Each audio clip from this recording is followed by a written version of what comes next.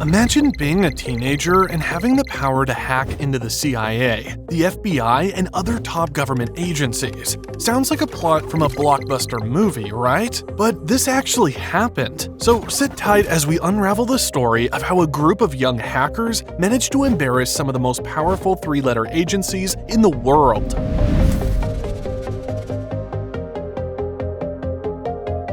Alright, let's set the scene. It's October 2015, a crisp autumn day, and John Brennan, the head of the CIA, is about to have one of the most shocking moments of his career. He gets a strange phone call. A teenage voice on the other end says, "You're a loser." Now, this isn't just any prank call. It's a hacker who has managed to get a hold of Brennan's private information.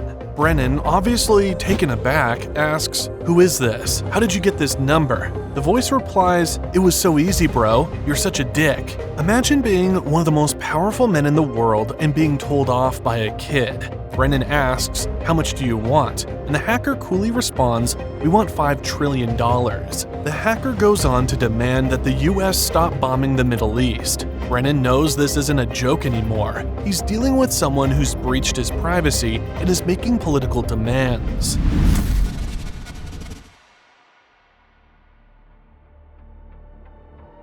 So who is this audacious hacker? Meet Cain Gamble, who calls himself Cracka, a 15-year-old from the West Midlands in England. Cracka isn't your typical teenager. He leads a group called Crackas with Attitude, or CWA. These guys are infamous for their hacks, targeting high-profile government officials and leaking sensitive information. Cracka's group is responsible for leaking the personal data of police officers, FBI agents, and DOJ officials. They even handed over top-secret documents to Julian Assange. Cracka's journey into hacking started out of curiosity and a love for causing chaos. He was even high on weed during that infamous call to Brennan, and yet his hacking skills were sharp. Cracka and his crew operated under the radar, pulling off hacks that made international headlines.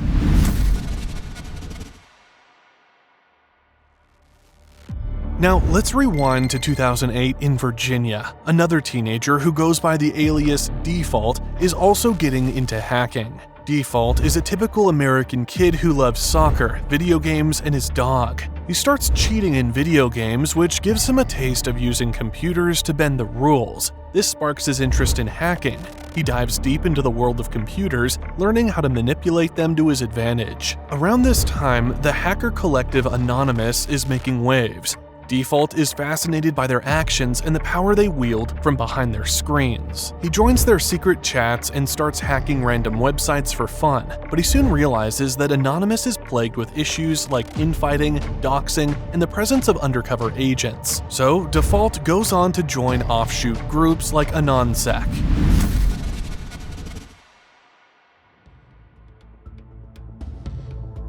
AnonSec positions itself as an anti-anonymous group, but operates similarly. They perform hacking operations that sometimes have political motives and sometimes are just for the lulz. Default's skills grow as he navigates this world. He taps into AnonSec's botnet, gaining control over infected computers and using them for various attacks. One day, Default finds himself with access to a server of the Canadian medical school, Windsor University. He discovers a database showing students owing the school a total of $9.4 million.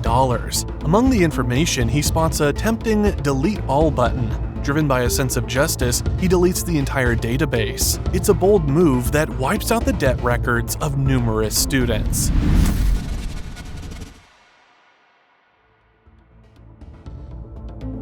Now, it's important to understand that hackers often have access to sensitive information that can be sold or misused. There's a shadow industry worth billions surrounding our personal data. Data brokers gather information about us, our contact details, browsing history, online transactions, and sell it in the form of shadow profiles. This data can be used for targeted marketing, robocalls, or even identity theft.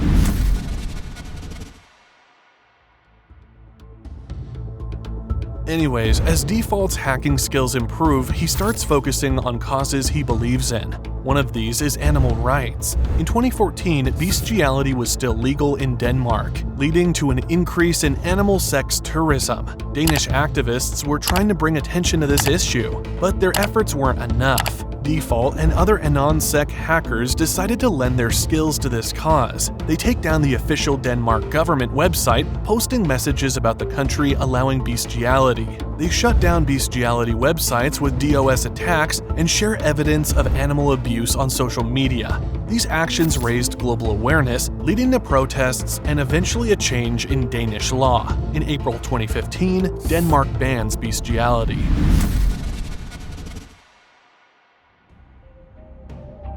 Now, as Default becomes more involved in hacking, he also starts accumulating Bitcoin. He gathers over 1,000 Bitcoins, which would be worth millions today. However, he knows he's making powerful enemies, so he becomes extremely paranoid about his security. He never logs into his own Wi-Fi, instead using a satellite dish to connect to a free Dairy Queen Wi-Fi half a mile away. He always connects through a Tor node and encrypts his devices.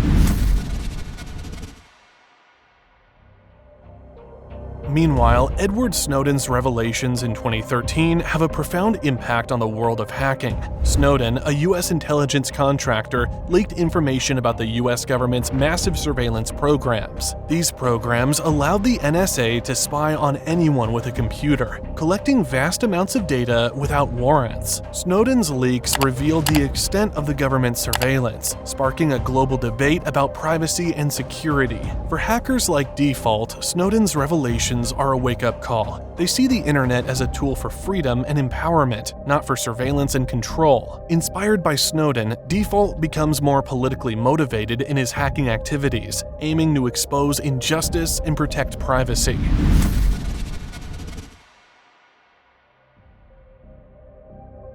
Back in England, Cracka is also driven by a sense of injustice. He's angry about corruption and the US's involvement in the Middle East. He forms Crackas with Attitude, CWA, and begins targeting high-profile government officials. One of their first targets is James Clapper, the National Director of Intelligence. Cracka tricks tech support into giving him access to Clapper's email account and reroutes Clapper's calls to the Free Palestine movement. This catches the attention of Default, and the two begin collaborating.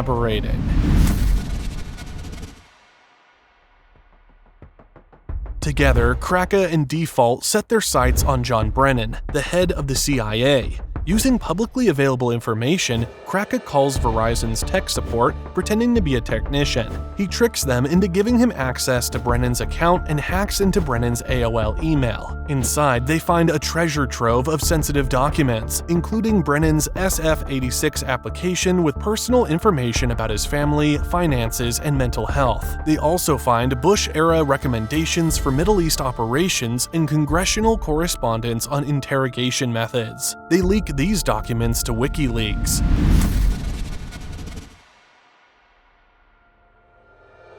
The Brennan hack is a massive embarrassment for the CIA. The breach costs the agency $1.5 million in damages and relocation costs as operatives go into hiding. The leaked documents cause a scandal, and Brennan is forced to issue a public apology. For Cracka and Default, the hack is a huge success. They've shown that even the head of the CIA is not safe from their reach. They feel a sense of power and accomplishment, but they also know they are playing a dangerous game. The US government is now aware of them, and they are not happy.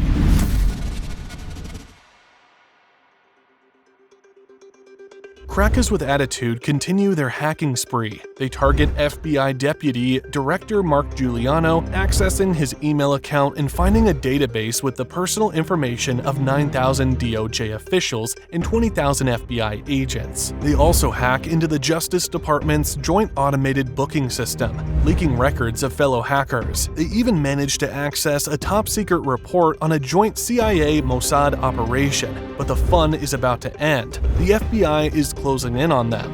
Default's downfall comes from a slip-up. He gets drunk and boasts about the CIA hack to a friend. The friend turns out to be an informant. The FBI raids Default's home, pointing assault rifles at him, seizing his equipment and arresting him. Default knows he's finished. He loses not just his freedom, but also his hard drive with nearly 1,000 bitcoins. On the other hand, Cracka, being underage, receives a more lenient sentence. He spent 2 years in juvenile detention, the first minor in the UK in prison for hacking. Today, he keeps a low profile, aiming for a career in cybersecurity. He has learned his lesson, but still believes in the cause that drove him to hack in the first place. Default receives a 5-year federal prison sentence. He reflects on his actions and the consequences they have had. He understands the seriousness of what he did, but also believes he was fighting for a just cause. You can find his story on Darknet Diaries, a podcast about hackers in real-life cybercrimes.